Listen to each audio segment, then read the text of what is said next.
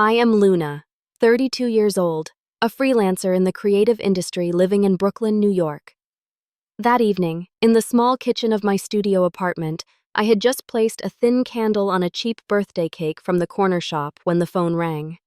It was the family lawyer, his voice low and dry, announcing that it was time to read my parents' will.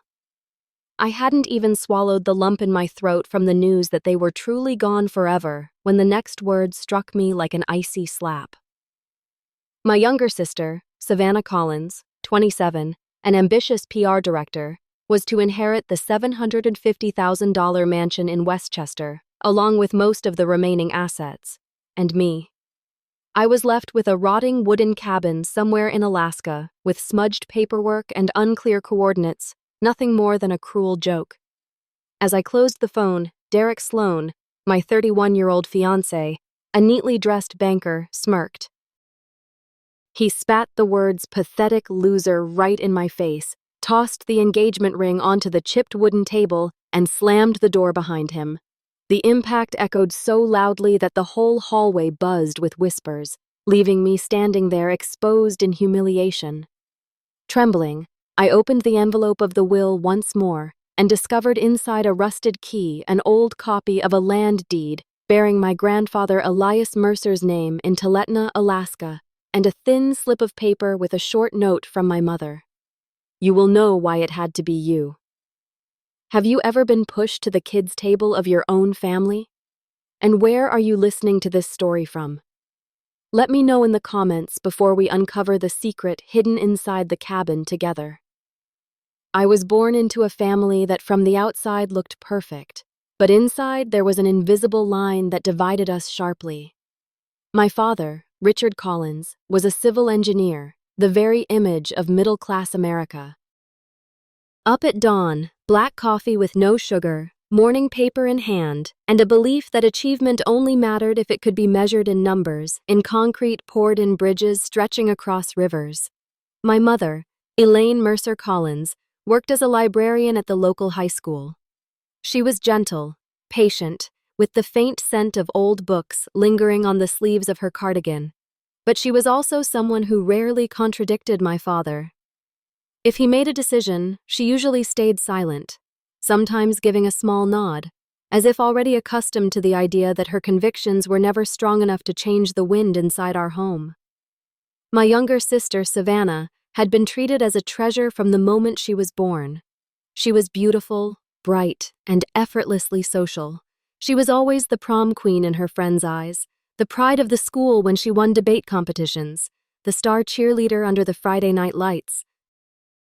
I still remember those crisp autumn evenings when the whole town gathered at the high school football field. My father sat in the bleachers, shouting himself to cheer on the team, but in truth, he was cheering for Savannah, waving her bright flag on the sideline. And me? I sat quietly at the far end of the bench, clutching the draft of an essay my English teacher had called outstanding. I handed it to my mother, hoping she would read it while waiting for the game to begin. But the essay was folded, tucked under a warm pizza box, and soon forgotten. That feeling that no matter how hard I tried, my efforts would never be enough to move anyone haunted me throughout my childhood. I, Luna, was always the one who carried the load. I started working part-time at 16, waiting tables at diners, serving coffee at the corner shop, saving every dollar I could to help cover the cost of books and school supplies.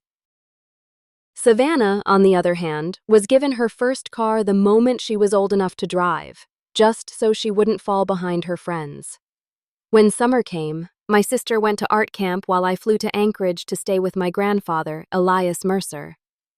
I helped him fix up his wooden cabin, cooked meals, and listened to the stories he often shared on long afternoons by the Susitna River. He was the only person in the family who made me feel like I wasn't invisible. He would take me on walks along the river, sometimes in the biting cold of Alaska, sometimes under the glow of a fiery sunset, and tell me simple words that etched themselves into my memory. Never underestimate what others dismiss as worthless, Luna. Sometimes that's where the real key lies. As a child, I thought they were just words of comfort. But as I grew older, I began to see that my grandfather carried a belief completely different from my father's.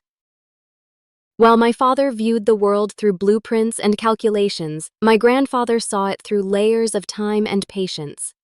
That difference made me feel as though I never fully belonged to my parents' world, yet I wasn't strong enough to stand against it either.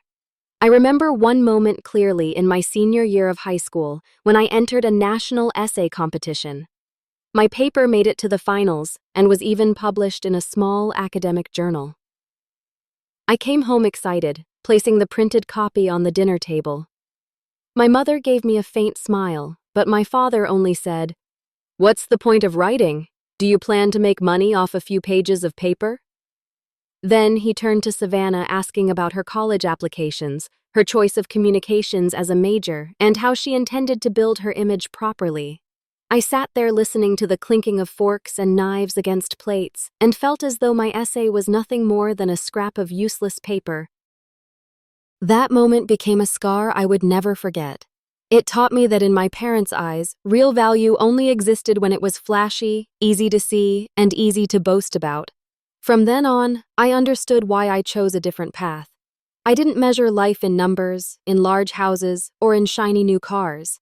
I chose a career in content creation, a job many people call vague, unstable, even frivolous. I wanted to tell stories, to find meaning in small details, but that choice only made me fade further into the shadows of my family. Savannah was the opposite. She knew how to make everything shimmer from her social media accounts to her polished resume. My parents loved that.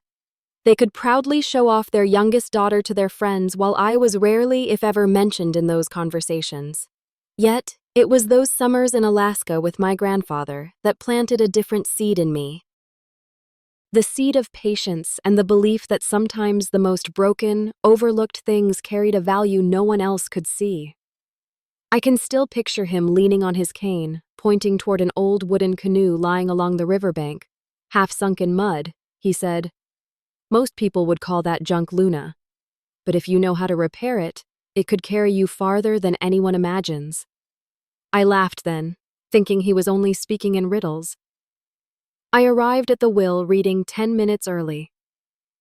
The law office was on the 23rd floor of a glass tower in Midtown Manhattan, the kind of cold, gleaming space where every footstep echoed like metal. I sat on a black leather chair by the window, holding a paper cup of water that had already softened from the sweat of my hand. Abstract paintings hung on the walls, expensive in color, but void of feeling, making me feel like an unnecessary brushstroke. Savannah walked in right on time, wearing a camel trench coat, her hair in waves, her eyeliner sharp as a declaration. She smiled at the receptionist as if she were stepping onto a red carpet, then glanced at me with an expression halfway between pity and amusement. Behind Savannah came Derek, crisp white shirt without a crease, navy tie, and the cool scent of cologne. He didn't hold my hand. Instead, he gave me a polite nod, the kind meant to smooth things over, as if his role today was to make sure I didn't embarrass myself. The conference room door opened, and the lawyer, Mr. Levine, a man in his early 50s with thin-rimmed glasses and a silver fountain pen, invited us to sit. On the table lay a stack of files bound in cream covers embossed with the Collins name. The air was so heavy I could hear the wall clock ticking with every notch. Mr. Levine looked over at us, his voice steady and deliberate. "I'm sorry we meet under these circumstances. We will now proceed with the reading of the will." I clenched my hands, nails digging into my palms without pain. He began to read the legal language steady and rhythmic like the hum of a printer. "The real estate located in Tarrytown, Westchester County, New York, appraised at $750,000 along with the majority of liquid assets, is hereby transferred to Miss Savannah Collins." A small AH slipped from Savannah's lips, not quite surprise, more like confirmation of something she had already believed. She glanced at me, the corner of her mouth lifting. "The trees in Tarrytown are beautiful. Perfect vibe for me." I swallowed hard. Mr. Levine continued. The parcel of land and any structures thereon designated Mercer Lot Hassan 4, situated at the forest edge of Tuletna, Alaska, along with all related documents, is hereby transferred to Miss Luna. He paused as if expecting someone to ask for clarification, but no explanation followed. Only the faint scratch of his fountain pen filled the room as he signed off on the reading. I heard Derek let out a quiet laugh, the kind laced with contempt. Honey, glamping. Or should we just call it what it is, a shack? Savannah tilted her head, her voice sweet as syrup, but edged with steel. Honestly, this suits you better. Rustic, reclusive, vintage, a little rough around the edges. I think it fits, I muttered. Thank you. By reflex, the words falling onto the table like a shard of frosted glass. Mr. Levine closed the file and slid a thin manila envelope toward me. A key, a copy of the landed, and a checklist of procedures to follow after transfer. Stamped on the cover was the old word Mercer in faded reddish brown. I stared at that stamp the way one stares at a bruise just forming on the skin, not sharp pain, only a numbing weight. In that moment, I felt as though I were watching a play in which every role had been assigned long before Savannah the star, Derek the narrator, and me the backdrop. We stood up in the hallway where fluorescent lights made everyone look paler than usual. Derek turned to me, his voice low enough that the receptionist couldn't hear, but sharp enough that I did. I told you, Luna, life is about results, not feelings. I can't build a future with someone like this. The words like this hung in the air heavy enough for me to feel their full shape. He tugged at his sleeve, adjusted his cufflinks, and delivered the final blow. Pathetic loser. I heard the faint metallic ping of the ring he once wore brushing against the receptionist's desk as he returned his guest badge. The receptionist looked up startled. I gave her a small smile, an apology for bringing this scene into her quiet afternoon. Savannah leaned against the wall, scrolling her phone, her flawless face caught in the glow of the front camera. She leaned closer, her whisper carrying a hint of mint. Don't be sad. Everyone has their own path, you know, the back-to-nature type. I didn't answer. My stomach felt hollow as though wind were moving through it.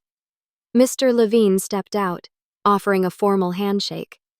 His gaze softened for a fraction of a second, perhaps because he had witnessed enough similar scenes to know exactly what I was swallowing. He said quietly, "Inside the envelope are detailed instructions. If you need, you can call me directly." I nodded, a thank you stuck in my throat. The elevator descended slowly, as if debating which floor of shame to release us onto. When the doors opened into the lobby, the noise of Manhattan crashed in honking horns, chatter, the smell of pretzels, exhaust fumes mingling with expensive perfume. Derek broke away without looking back. Savannah fastened the button on her trench coat, leaving me with a parting shot. You good? If you need a place to crash, I've got a guest room, but I figure you'd rather your meditation space. She winked and disappeared into the crowd. I stood at the edge of the curb, clutching the manila envelope like a paper life raft. In the glass of the tower, my reflection looked smaller than I imagined, as if the entire city had conspired to convince me that a person's worth could be measured by the facade they owned. A cold gust from the avenue cut straight through my thin coat, pressing into my chest, reminding me I had forgotten my scarf. I let out a small laugh, one with no witness. In my head, my father's words echoed. Life is a bridge. You either build it or you stand aside and watch others cross. He never considered that there are footpaths through the forest that lead to the other side of the river, too. I pulled the rusted key from the envelope. It was heavier than it looked.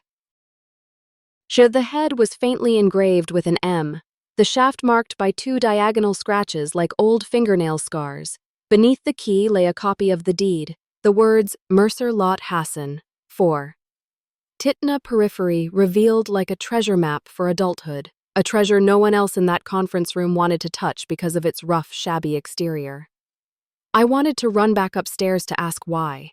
There was no explanation. Why my mother never said directly what she meant. Why my entire life seemed to be a series of cryptic notes. But then I understood.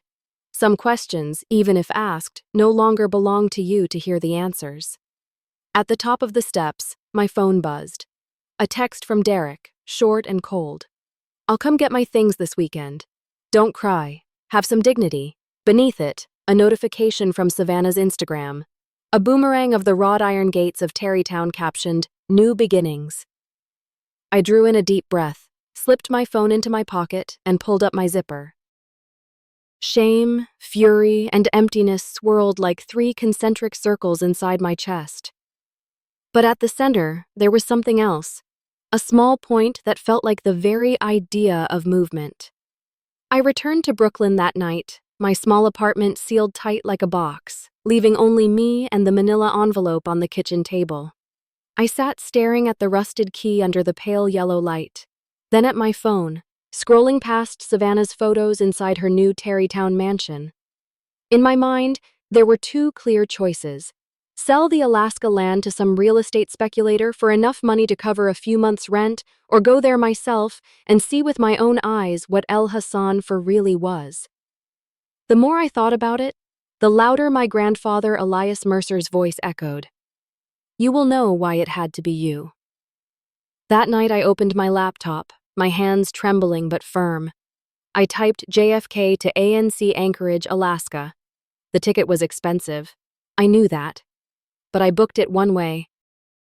When the screen flashed confirmed, I felt hollow and weightless at the same time, as if I had just pushed myself out of the last comfort zone I had. The next morning, I began packing. This wasn't a vacation. It was a journey into a land so unforgiving that one careless mistake could leave me collapsed in the middle of the forest.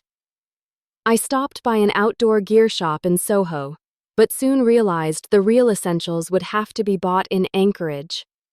So, I gathered only the basics: layered warm clothes, insulated gloves, and a small leather notebook for keeping track of everything. I thought about what else I would need: a windproof synthetic down parka, waterproof high boots, an emergency survival kit, a lithium battery flashlight built for the cold, bear spray, something anyone living in Alaska would call mandatory, an offline GPS, a paper map, and a backup battery pack.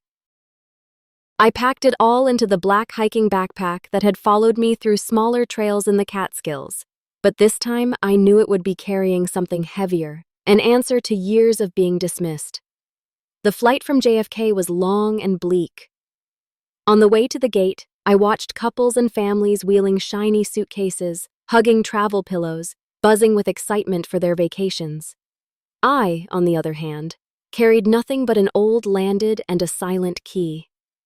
When the plane landed in Anchorage, the doors opened to a dense gray air, cold and dry, like 1,000 tiny needles pressing into my face.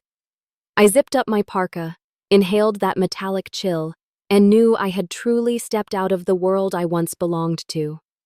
Anchorage wasn't glamorous. It was practical, compact with snow-lined streets, rumbling pickup trucks, and outdoor gear shops glowing late into the night. I stopped at Rii, a place packed with both locals and travelers. Everyone speaking in the language of trail maps, route conditions, and snow depth.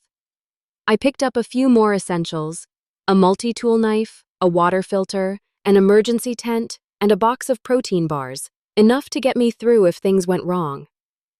At the counter, the cashier glanced at my items and asked softly, "You're not just staying in Anchorage, are you, Titina?" I froze, then simply nodded. She gave a short smile, the kind that suggested she had seen many like-me people leaving the city to search for something in the cold. From Anchorage, I rented an old but sturdy AWD truck, and the company arranged for a local driver to take me closer to Tuletna. His name was Tom, a gray-bearded man of few words, his hands calloused from decades gripping a steering wheel on icy roads. He only spoke occasionally, mentioning the weather or whether a trail might be closed that day. The truck drove for hours, cutting through forests blanketed in snow, frozen rivers glinting like silver mirrors, and scattered wooden cabins standing alone like stray notes in a song played too long. The sky hung heavy and gray, the line between clouds and snow erased, making the whole landscape look like an old painting smudged by time. When the truck stopped at the Talitna Roadhouse for me to rest, I stepped into a warm room filled with the smell of fresh pastries and strong coffee. The space was small with low ceilings and black and white photos of Denali climbers covering the walls. Locals sat in small groups, speaking just loud enough to be heard. No one asked too many questions. They simply nodded in greeting, as if they were used to strangers arriving here for reasons that didn't need to be explained. That kind of friendliness, neither intrusive nor prying, made me feel lighter than I ever did in my crowded Brooklyn apartment. I sat by the window, sipping thick black coffee, watching the snow fall outside, and felt the knot inside me loosen.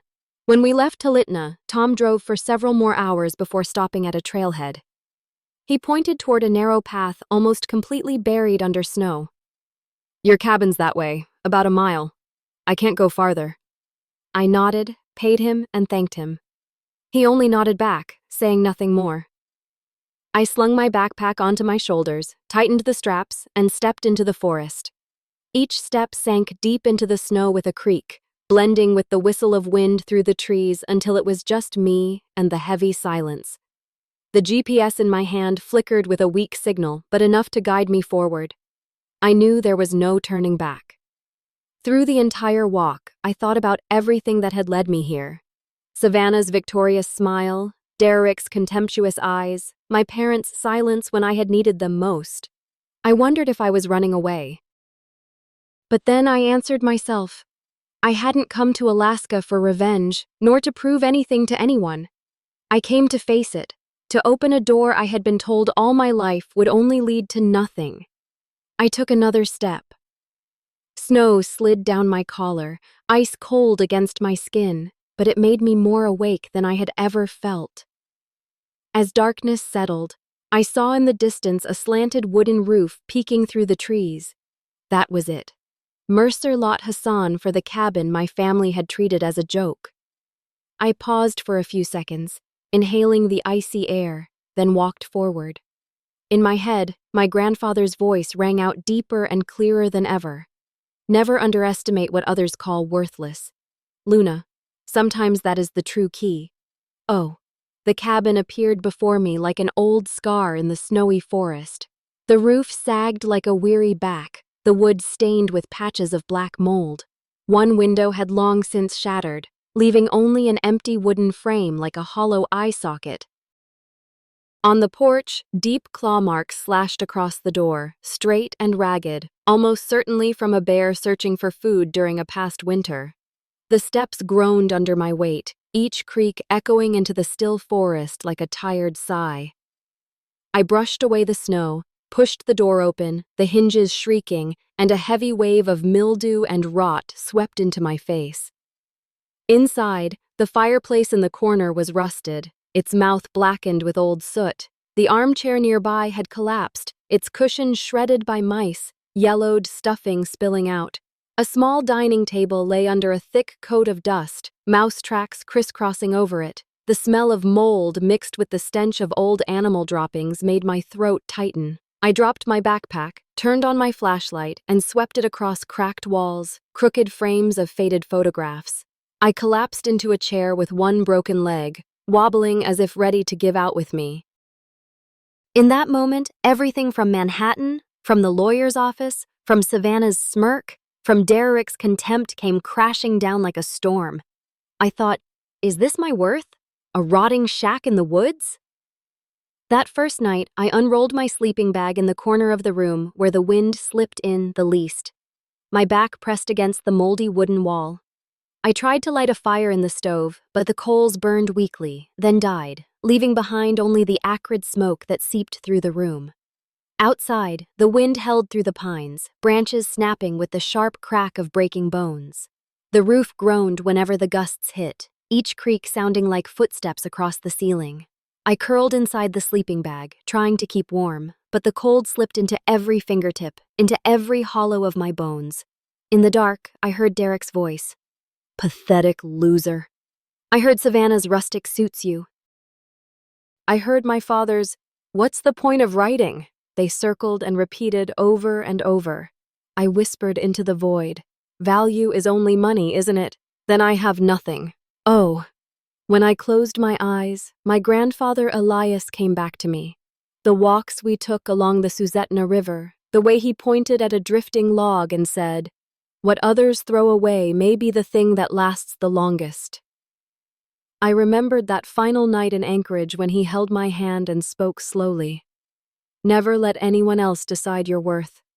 I was 18 then and brushed it off with a laugh. But now, lying in this frozen cabin, his words hammered against my heart. The next morning, gray light leaked through the broken window frame, falling across the dusty floor in a pale streak. I sat up, throat dry, body aching all over. My first thought was to sell. I pictured snapping a few photos, sending them to a local realtor, unloading the place cheap to someone wanting hunting land or a shack in the woods. Take the money, go back to New York, and keep living quietly. But when my hand brushed against the envelope in my coat pocket, I remembered the scrap of paper from my mother. "You will know why it had to be you." I stopped. Those words anchored me, keeping me from walking away. I pulled out the leather notebook, set it on the dusty table, and for the first time since arriving in Alaska, I wrote, "Merklot Hassan 4, Day 1. I began recording every detail: the sagging roof, the shattered window, the rusted stove, the layout of the rooms, the rotting beams. With a trembling but determined hand, I sketched a rough diagram of the cabin. Then I took the old broom propped in the corner and swept a patch of floor clean. Each time I gathered dust and ash into a pile, I thought of my father's eyes skimming past my essay years ago, eyes that never paused on me. Now I was forcing myself to pause, to look at this wood, this cabin, as if I were looking at myself. All morning, I worked through each corner, stacking chairs back in place, brushing away cobwebs, pushing open windows to let cold air replace the stench of mold. I rolled up my sleeves, pulled on gloves, and used a knife to strip away loose splinters of decayed wood. Sweat gathered under my parka, but for the first time in a long time, I felt I was truly in control of something. The cabin did not turn into a mansion, nor into an apology from my parents. But with every clump of dust cleared away, I reclaimed a small piece of myself. I stood in the middle of the bare room, watched the light filter through the hole in the roof, and realized this might not just be about value equals money. Maybe this was a test. Maybe this was where I had to begin again. On the third day of cleaning the cabin, I began to notice something strange on the living room floor. Most of the wooden planks were rotted, gray with age, and damp. But right in the center lay one that was different, darker in color, with the grain running the opposite direction. I knelt down, shining my flashlight across it, and saw that it was fixed with old hand-forged nails, big and rough, unlike the industrial steel ones holding the others in place. I tapped it lightly with my fingernail. The sound rang hollow, not solid like the rest. My heart quickened. Instinct told me there was something hidden beneath. I pulled back the dust-covered rug that half concealed the floor. It was thick and heavy, hand-woven in faded Alaskan native patterns, likely once belonging to my grandfather, Elias. Beneath it, just as I suspected, a rusted iron ring protruded from the corner of the darker plank. I took a deep breath, gripped the ring, and pulled hard. The board gave way with a sharp crack, dust swirling into the air. A dark opening appeared, damp air rising from below, carrying the smell of soil and rusted iron. Beneath the floorboards, a narrow wooden staircase led down into a pit of shadow. I grabbed my flashlight from the backpack and tested the first step. It creaked, but held. I descended slowly, one hand gripping the rough railing. The further I went, the colder it became, each breath fogging into white clouds. At the bottom, my boots touched stone. The cellar was larger than I expected, its walls built from hand-stacked rock, its ceiling low, the beam of my flashlight cutting across endless dark corners. In one corner, wooden crates were stacked high, each faintly marked with the faded stencil, Mercer Co., in peeling white paint. Beside them stood several metal chests with rusted locks and loose handles. I knelt, rapped on one of the crates. The sound was solid. Using my multi-tool, I pried the lid open. The brittle wood splintered. Inside were heavy cloth sacks bound tight with rope. I tugged one open, and under the flashlight's beam, a golden gleam burst forth. Rows of gold coins lay neatly stacked, heavy in my hand as I lifted one. My breath caught, my grip faltered. I nearly dropped it. I opened a few more sacks. Silver bars still gleaming beneath their dust. Necklaces set with finely cut stones, jade rings, silver bees, an entire treasure hoard so dazzling it made my eyes blur. I stepped back, pressing against the stone wall, my heart pounding. My mind spun between exhilaration and disbelief. Why were these things here? Why had they been hidden beneath the cabin everyone in my family had dismissed as worthless? I swept my flashlight across the cellar once more.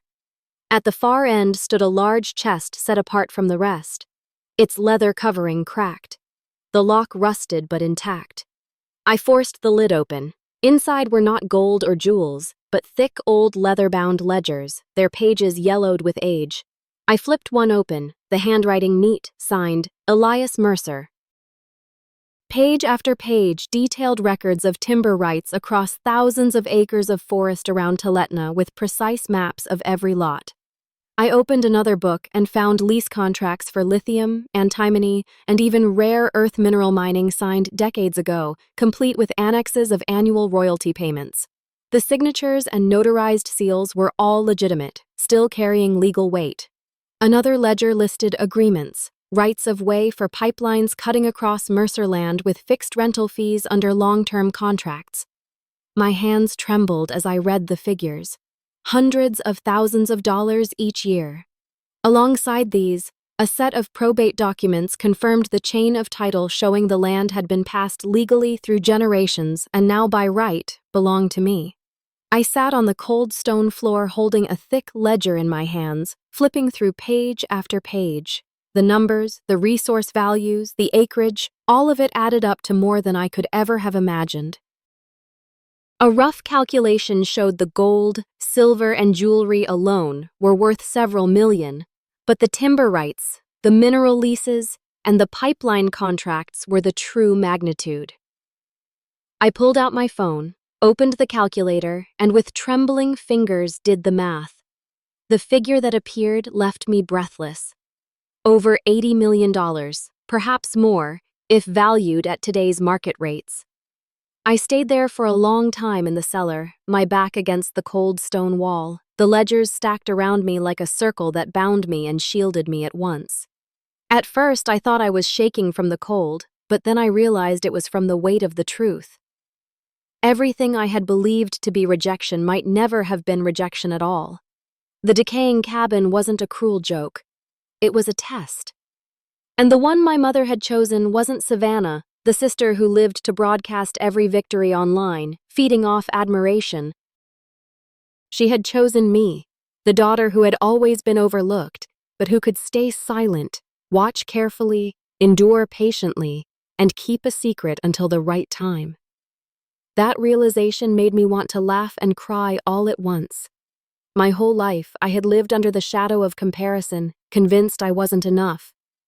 And yet it was precisely that not enough which made me the one capable of carrying a treasure that would have evaporated in Savannah's hands after a single season of parties. But with the rush of exhilaration came a tide of heavy questions. Could I keep all of this safe? What would happen if word got out? I pictured Savannah answering the phone, Derek reading the news in the paper, both of them arriving with feigned righteousness, demanding a fair share. I knew my sister wouldn't hesitate to drag me into court, and Derek would spin whatever lies he needed to wedge his way back into my life. That was the first wall I hit ethics. I didn't want to turn into someone who flaunted wealth, nor did I want to be trapped in the whirlpool of endless legal battles. Next came the question of security. The cabin had no solid lock, and the trap door was nothing more than a plank covering the cellar. If anyone wandered in out of curiosity, everything would be exposed. I thought of treasure heist movies, of people who could smell money from miles away and break in without hesitation. And a chill ran down my spine. I knew I had to act immediately. Climbing back up, I drew a long breath and began a temporary plan. First, I reinforced the trap door. I found new nails and hinges, hammered them in with the small mallet, and added an iron padlock I had bought in Anchorage. I knew it wouldn't stop someone determined, but at least it gave me a measure of peace at night. Then I selected a few items that could be liquidated easily, a couple of gold bars, some silver coins, an antique necklace, wrapping them carefully in a cloth bag. These I would take back to Anchorage to place in a safe deposit box at the bank. I didn't need to sell them right away. I just needed to know that in an emergency, I had something to fall back on. The rest of the crates, I returned to their places, let the dust settle, and covered the trapdoor with the rug as before. The next task was digitizing. I pulled my laptop from the backpack and carefully scanned every ledger page, every contract, every map. I saved them to an external hard drive, encrypted the files, and locked them with a password. The work took hours, my fingers stiff with cold, but I felt as if I were transforming fragile, flammable papers into proof that could survive time itself. Those scans were my first safeguard, my insurance, in case fire or intruders ever found their way to the cellar. I also began keeping an asset journal. In it, I photographed every crate, every piece of jewelry, every document, recording quantities and rough valuations. I noted the dates, even my own feelings as I uncovered each item, because I knew that one day these details might become part of the true family story.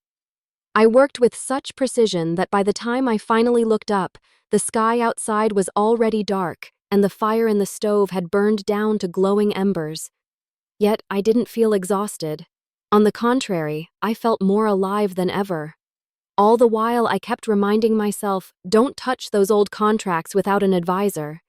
I had no idea how Alaska law might treat resource rights signed decades earlier. I didn't want one misstep to cost me everything. So I left every contract exactly as it was in the chest. No changes, no signatures, only reading and archiving.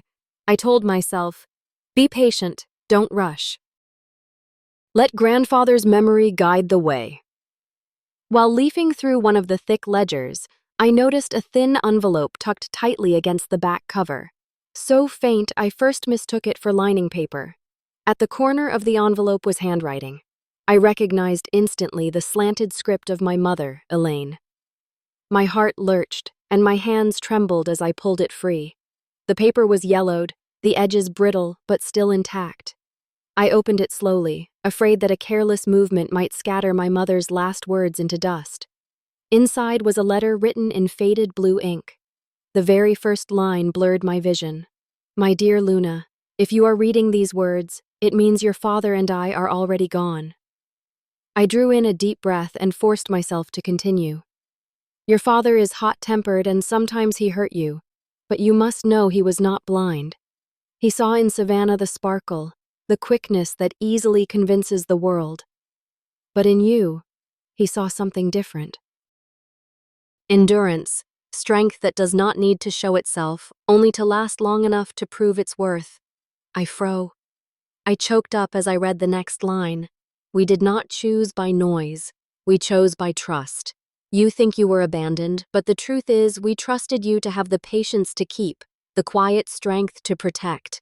This cabin is not a joke. It is our bequest. Believe that we always saw you, even in silence. My tears fell onto the page, blurring my mother's handwriting. I pressed the letter to my chest, feeling as if she were right there beside me, whispering that all those years of being overlooked were only a fog masking the truth. I was not the invisible child. I was the one they had chosen. That night, I sat by the fireplace, the letter resting on my lap. The flames crackled, and the darkness in the cabin no longer frightened me. A strange peace settled over me. For the first time, I no longer needed an apology from anyone. I had proof that my parents had trusted me, that their silence had not been indifference, but faith that I would find the answer at the right time. The next morning, as gray light streamed through the broken window, I turned on my phone after days of avoiding connection. Immediately, the screen buzzed with a flood of missed notifications. Among them was Savannah's name. Her message was brief: "Enjoying your little shack. Honestly, it probably fits your aesthetic." I read it, then set the phone down. Once I would have rushed to reply, to argue, to prove I wasn't inferior, but this time I did nothing. I only smiled faintly and wrote in my notebook. Savannah still thinks I've lost, but for the first time, I know I don't need to answer back. The truth is right beneath my feet. Before I could close the notebook, my phone buzzed again. A message from Derek. "Luna, I think we reacted too quickly. I want to talk. Maybe meet. I miss you." I stared at the words, remembering the sound of him throwing the ring onto the table, remembering exactly how he called me a pathetic loser in front of the law office receptionist. If I were the old version of myself, I might have given in, clung to that thin thread of hope. But now, with my mother's letter in my hands, proof that I had never been worthless, I understood clearly that Derek was only sniffing out opportunity. He never missed me. He only missed what he thought I could give him. I didn't respond. I locked the screen and placed the phone face down on the table. I took a deep breath and wrote in my notebook: "Derek wants to come back. I choose silence." For the first time, silence was not forced upon me. It was my right. The feeling was so new. It made me shiver. For years I had been screaming just to be heard, to be seen. Today, I knew that real strength lay in being able to stay silent without feeling lesser. As evening fell, I carefully folded my mother's letter, slipped it into a clear plastic sleeve to protect it, and placed it inside the temporary safe in the cabin. I sat on the porch, looking out at the pine forest buried in snow. The wind whistling through the trees no longer sounded like bones breaking. It was more like a soundtrack to a beginning. A single thought echoed in my mind.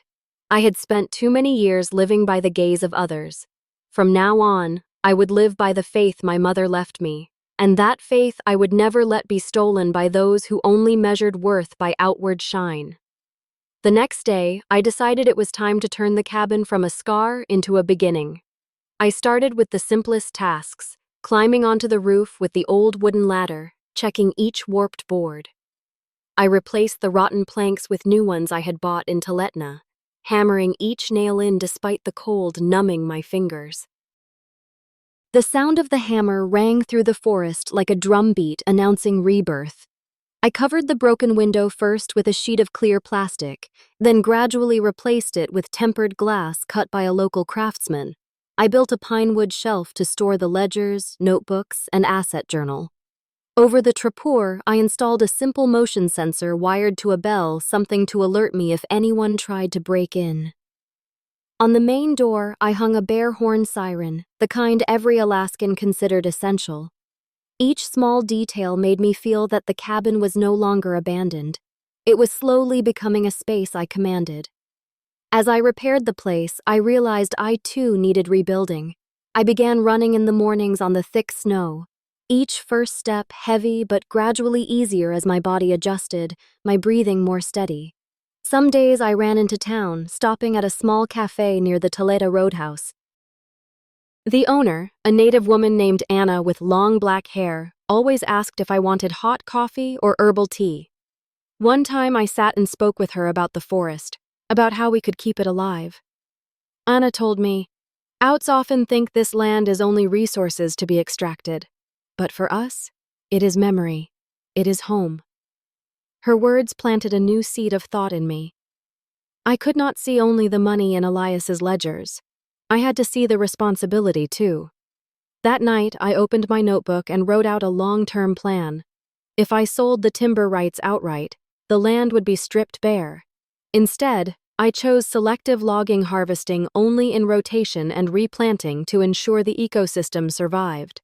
For the mineral leases, I would only sign agreements that carried strict environmental clauses requiring ESG audits to minimize damage to the land. I even thought about creating the Mercer Scholarship Fund, using part of the profits to help Native Alaskan children access education. The idea came from Anna's story about her son traveling nearly 2 hours each day just to reach school. I realized I could turn this inheritance into a bridge, not just for me to cross, but for others to find opportunity too. Day by day, the cabin grew brighter. I laid down a new rug across the floor, hung a few printed photographs of the forest I had taken myself. At night, I lit oil lamps, the golden glow softening the stains of mold on the wooden walls. I grew accustomed to the silence, the wind, the birds, the distant howl of wolves. Instead of loneliness, I felt peace. In that stillness, I could finally hear my own heartbeat, something that had long been drowned out by the noise of comparison and humiliation.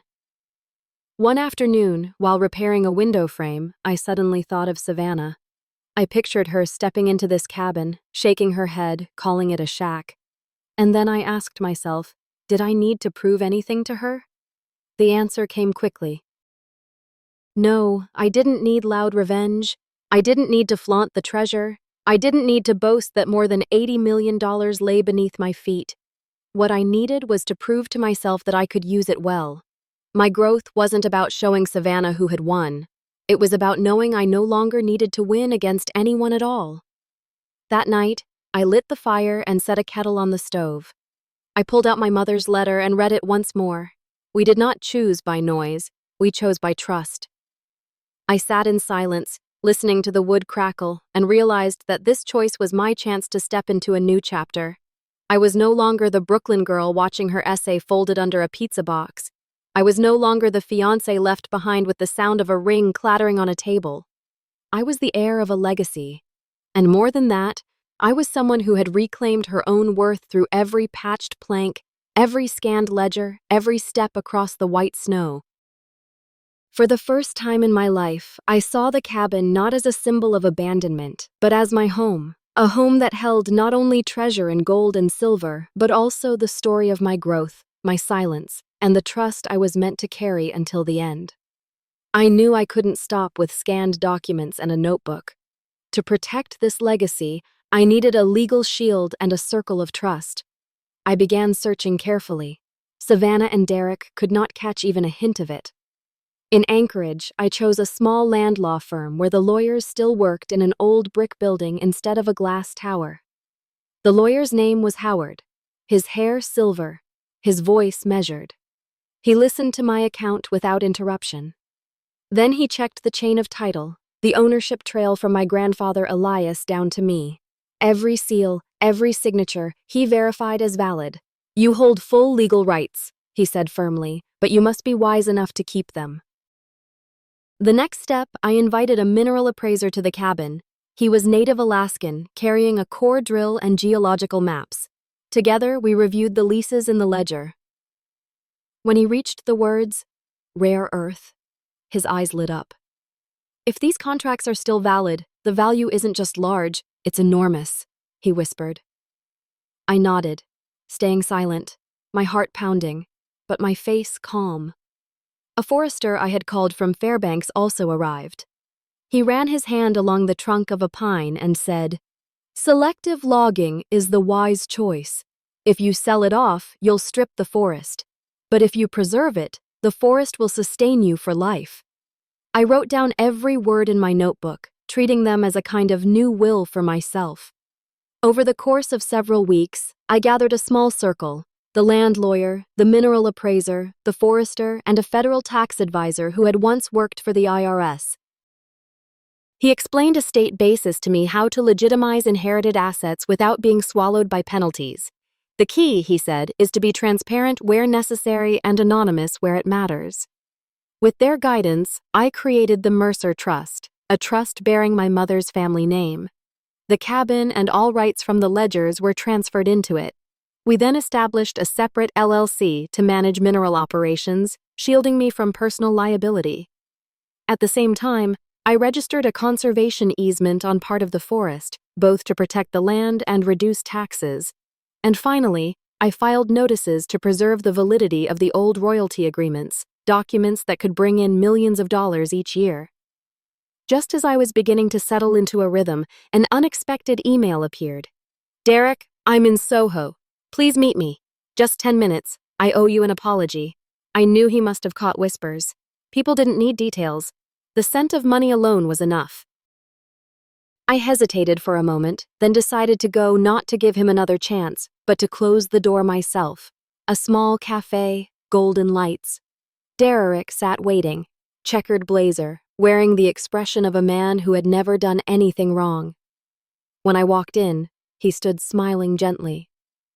"Luna, I lifted my hand, motioning for him to sit. I sat too, calm, steady, no tremor in my voice. "You don't need to say anything more." I cut him off. "I no longer need to prove anything to you. Not anymore." Then I stood, walked out of the cafe. No slam doors, no tears, just an old door closed, firm, quiet. That was my greatest victory. The following spring, I returned to the cabin. The snow had melted. A small stream burbled behind the house. Moss spread thick across the roots of the pines. The cabin was no longer decayed. The roof was strong. The windows gleamed. In the little kitchen, I hung a photo of my grandfather Elias and placed it on the new wooden shelf. Beneath it, I left a letter to myself written by hand. I no longer lived to be chosen. I lived to choose. Eventually, family came calling. Savannah phoned, her voice unusually sweet. "Maybe we could invest together, reconnect from the start. We're sisters, right?" I drew in a breath and replied politely, "Savannah, if you want a relationship built on equality without conditions, I'm willing. But if it revolves around money, then no." On the other end was silence, followed by a long sigh. I knew there would be no tearful reunion. But I also knew that this time I had drawn a healthy boundary. I sat on the porch watching the sun sink behind the Susetna forest. The sunset poured down like liquid honey, painting the cabin in a radiant gold. In my hands was not just an 80 million inheritance. The true value wasn't in rankings or in proving who was richer, who had won. It was in the leverage to become someone I respected, someone who could stand tall without needing anyone else's nod of approval. I leaned back in the wooden chair, listening to the cool wind weaving through the trees. My mother's voice rose in my mind. We did not choose by noise. We chose by trust. I smiled and whispered as if to her, "I understand now." Oh, and I want to leave you, the one listening to this story, with a question. Sometimes what looks like exclusion is actually trust waiting for you to grow into it. If it were you, would you sell everything just to chase applause, or would you guard it and make it better for those who come after you? Where are you listening from? And what choice would you make for yourself?